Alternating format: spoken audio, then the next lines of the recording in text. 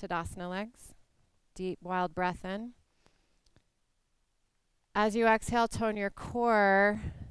Maintain the connection of the right heel as you draw your left leg up.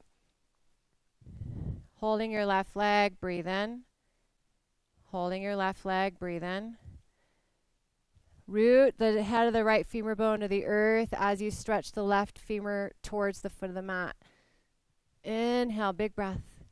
Squeeze your inner thighs towards each other. Radical deep breath in, and as you extend through the right leg, equally reach out through the left leg. Big breath in. Exhale, switch sides.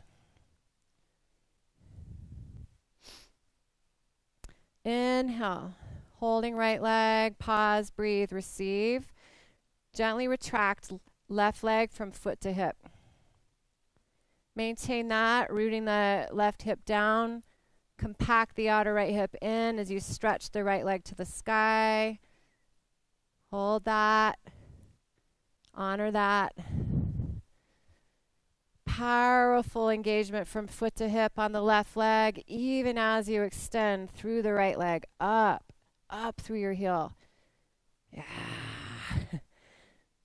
And one more deep connection breath. And mindfully lower the right leg to the floor.